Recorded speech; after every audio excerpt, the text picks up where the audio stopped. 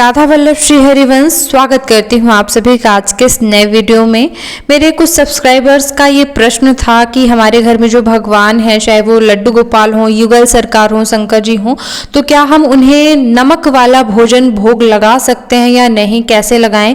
तो सभी आज के इस वीडियो में जानकारी दूंगी कि क्या बोलते हुए हमें भोग लगाना चाहिए, किन बातों का ध्यान रखना चाहिए। तो इसका उत्तर मैं आपको प्रमाण सहित बता देती हूँ। गीता में भगवान श्री कृष्ण ने कहा है कि जो भी व्यक्ति मुझे बिना अर्पित किए हुए, मुझे बिना भोग लगाए हुए भोजन ग्रहण करता है वह तो पाप ही खाता है। इसलिए जो भी व्यक्ति बिना भोजन का भोग लगाए ग्रहण करते हैं, चाहे वो कोई भी चीज हो, तो वो पाप ही खाता है, ऐसा भगवान ने ही कहा है। इसलिए जो है संपूर्ण भोजन का भोग लगाया जा सकता है, इस बात से जो है यह पता चलता है। ठीक है, तो सबसे पहला प्रश्न का उत्तर कि क्या नमक वाला भोजन भोग लगाया जा सकता है, तो बिल्कुल आप जो है पूरा सात्विक नमक वाला भोजन भी जो है भोग लगा सकते हैं। ठीक है, और ऐसा नहीं है कि नहीं लगा सकते, केवल मीठा ही भोजन भोग लगाया जाता है, ऐसा बिल्कुल नहीं है। क्योंकि बड़े बड़े मंदिरों में, जैसे कि आप खुद भी सर्च करके देख सकते हैं, बांके बिहारी भोजन का भोग प्रसाद, तो उस भोजन प्रसाद का दर्शन भी आप कर पाएंगे। कढ़ी और सब्जियां वगैरह बहुत सारी, यहाँ तक कि नींबू का अचार भी भोग लगाया जाता है, कई प्रकार के अचार। तो नमक वाला भी और मीठा भी, सब कुछ सात्विक भोजन भोग लगाया जा सकता है। दूसरी बात यह है कि बिना लहसुन प्याज का ही भोजन जो है भोग लगाया जाना चाहिए। लहसुन प्याज बिल्कुल इस्तेमाल नहीं करना है जिसमें आपको भोग लगाना है। तीसरी बात है कि अगर आपकी रसोई में जिंदगी में कभी भी मांसाहार या फिर मछली, कोई भी ऐसी चीज, अंडा वगैरह बनाई गई है, तो ऐसी रसोई से फिर भगवान के लिए भोग नहीं बन सकता है। अगर आप चाहते हैं हृदय से कि अब जो है हम भगवान को भोग लगाना चाहते हैं, तो फिर आपको पूरे बर्तन जो है वो हटाने पड़ेंगे, पूरा गैस हटाना पड़ेगा, पूरा जो है रसोई, जो भी आपने कभी मांसाहार बनाया है तो उसको पूरा फिर से पेंट करके गंगा जल से या फिर गोबर से शुद्ध करके फिर ही जो है आप उस रसोई में नए बर्तन में जो है भगवान के लिए भोग तैयार कर सकते हैं। ठीक है, बाकी आप जो है जिस रसोई में मांसाहार बना है, जिन बर्तनों में जो है कभी भी मांसाहार बना हुआ है, उनमें कभी भी भगवान को भोग नहीं बन सकता है अर्पित करने के लिए। चाहे वो मीठा हो, चाहे वो नमक वाला हो, किसी प्रकार का नहीं बनाया जा सकता है, क्योंकि भगवान स्वीकार ही नहीं करते हैं। अशुद्ध भोजन वो तामसिक भोजन की श्रेणी में आता है। और अब बात कर लेते हैं कि किन बातों का ध्यान रखना चाहिए, कैसे जो है हमें भोग अर्पित करना चाहिए। तो आप एक अलग बर्तन, थाली, ग्लास और कटोरी वगैरह निकाल लें, क्योंकि जो थाली में हम भोजन करते हैं, जिन बर्तनों में, तो कभी भी भगवान को जूठी थालियों में, अपनी खाई हुई थालियों में भोग नहीं लगाना चाहिए। तो एक थाली, चाहे स्टील की हो, जरूरी नहीं है कि आप पीतल वगैरह की ही लें, स्टील की ही थाली जो है भी ले सकते हैं, उसमें आप अलग से भगवान को भोग लगाया करें। पानी भी ज़रूर उनके लिए रखा करें। भोग कैसे लगाना है, देखिए जैसे कि हम अपना ध्यान रखते हैं, फिर किसी व्यक्ति का मतलब भोजन खाने के लिए उसको ध्यान रखते हैं कि बहुत ज़्यादा एकदम उबलता हुआ भोजन नहीं होना चाहिए कि आपने गैस से उतारा कोई चीज़, खीर वगैरह, सब्जियाँ, एकदम उबलता भोजन आपने भाप निकलता हुआ रख दिया, नहीं।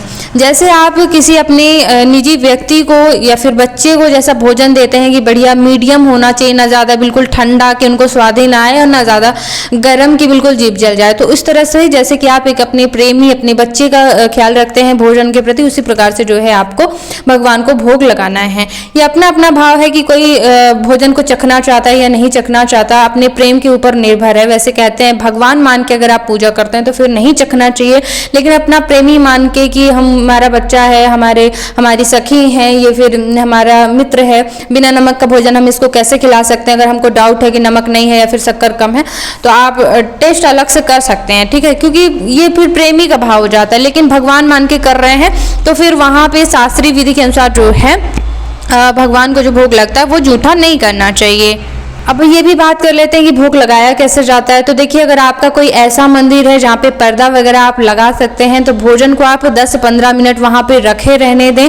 जैसे कि एक व्यक्ति, आप अंदाजा लगा करके कि एक व्यक्ति कितने समय में भोजन कर सकता है, उतने समय तक जो है भोजन भगवान के सामने रखे रहने देना चाहिए। ऐसा नहीं है कि आपने मतलब 1 मिनट रखा और तुरंत ही लेके चले आए। तो मतलब यही सोच के पूरा भाव वैसे ही रहे जैसे कि हम अपने निजी जनों से व्यवहार रखते हैं। और ये भी नहीं है कि आप पूरे 1-2 घंटे तक मतलब भूल गए, वहीं पे भोग रखा हुआ है, क्योंकि आप भी सोचिए अगर आपके सामने जो है जूठी थाली कई समय तक बहुत घंटों तक रखी रहे तो आपको कैसा लगेगा। तो ये भी है कि 2-3 घंटे तक नहीं रहने देना है, जितने समय तक जो है भोजन कर सकते हैं आप सामान्य जनों से अंदाजा लगाएं उतने समय तक ही रखना चाहिए। पानी भी रखना चाहिए।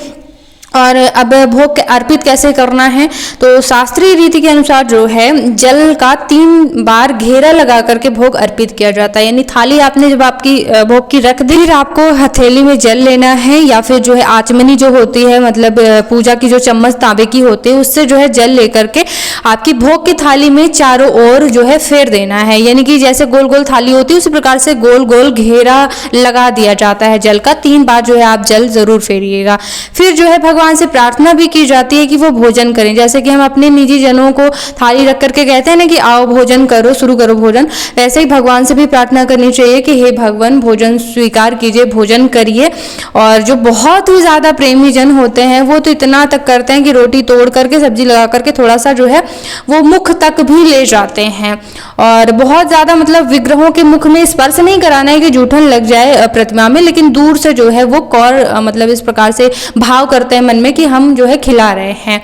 और एक पानी भी रखना है एक गिलास में। और आचमन के लिए जैसे कि हो गया भोजन आपका, 10 मिनट बाद आप जब लेने जाएंगे भोजन की थाली वापस, तो आपको ये भी भाव करना है कि आपने जो है हाथ धुलाया और उनको पानी पिलाया। तो आचमन के लिए भी जो है जल अर्पित करना चाहिए। तो कैसे आचमन के लिए जल अर्पित करना है, अगर आप कल्पना नहीं कर पा रहे हैं कि आपने जो है मुख धोया और उनका मुख पोंछा, तो आपको एक बर्तन लेकर के और चम्मच से 3 बार पानी जो है उसमें गिरा देना है। ठीक है, बस इतना ही करना। चम्मच से पानी नीचे या फिर जो है आप एक बर्तन में गिरा देंगे, मतलब भगवान ने हाथ धो लिया।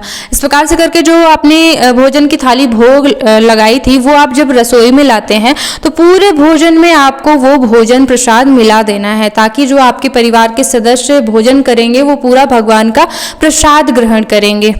और भगवान का प्रसाद ग्रहण करने से बुद्धि तो शुद्ध होती ही है, संकटों से बचाव होता है और पापों का नाश भी होता है। दूसरा बहुत ही बड़ा फायदा भगवान को भोजन का भोग लगाने के बारे में बताऊं तो जो इतना ज़्यादा टाइम लगता है, हम खाना बनाते हैं, फिर बर्तन धोते हैं, मेहनत लगती है, ये सारी मेहनत टाइम हमारा पूजा बन जाता है, भक्ति बन जाती, भजन बन जाता है। क्योंकि हम भगवान के लिए मन में अगर ऐसा रखें कि भगवान के लिए बना रहे हैं भोग, तो फिर ये पूरी पूजा में काउंट हो जाता है, पुण्य मिलता है इसका हमें। पुण्य तो बहुत ही छोटा सा शब्द है, मतलब भगवान की भक्ति भजन बन जाता है। ये कुछ और बातों का ध्यान रखना होगा भगवान को भोजन का भोग लगाने के लिए।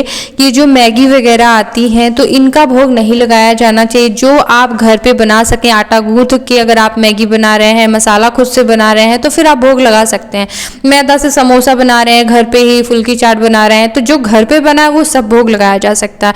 एक बार अगर आप जो है मसाले वगैरह खरीदते हैं तो आप उनमें इंग्रेडिएंट्स चेक कर लिया करिए। अगर उन इंग्रेडिएंट्स में जो है लहसुन प्याज शामिल ना हो तभी आप उन मसालों को खरीदें, क्योंकि ऐसे भी मसाले मिलते हैं जिनमें लहसुन प्याज नहीं रहता है, तो वही मसाले आप खरीदें या फिर आपको घर पे मसाले बनाने चाहिए। एक और बहुत ज़्यादा महत्वपूर्ण बात कि आपको भोजन बनाते समय जो है नाम जप भी ज़रूर करना चाहिए। जिनको भी आप भोग लगाना चाहते हैं, जो भी आपके इष्ट देव हैं, जैसे कि राधा कृष्ण, सीता राम, ये जो भी जिनको भी आप बहुत ज़्यादा मानते हैं, उनका नाम लेते लेते जो है आपको भोजन तैयार करना चाहिए, ना कि सांसारिक बातों का विचार करते हुए।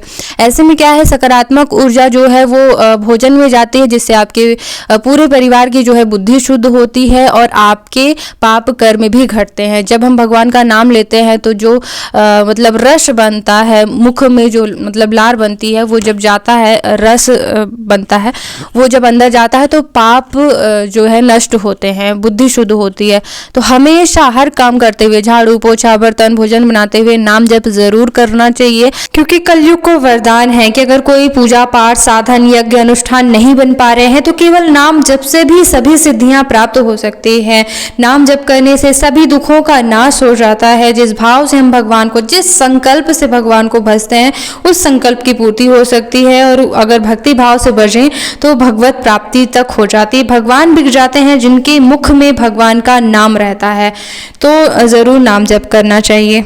जो भी आपके इष्ट हो, भगवान का जो नाम आपको बहुत ज़्यादा प्यारा लगता हो उसका आपको निरंतर जप करना चाहिए, चाहे सीताराम, राधे श्याम, गौरी शंकर, जय हनुमान, जो भी आपको नाम प्रिय लगता हो उसका जाप करें। नाम जप कैसे और किया जा सकता है, बढ़ाया जा सकता है, कैसे मन लगाना चाहिए, इसके कई वीडियो मैंने भक्ति से संबंधित पूरी प्लेलिस्ट बना रखी है, तो बनाए हुए हैं वीडियो, आप एक बार देखने ज़रूर आइएगा। आप सब्सक्राइब कर सकते हैं। इस वीडियो को देखने के लिए बहुत बहुत धन्यवाद। राधे राधे।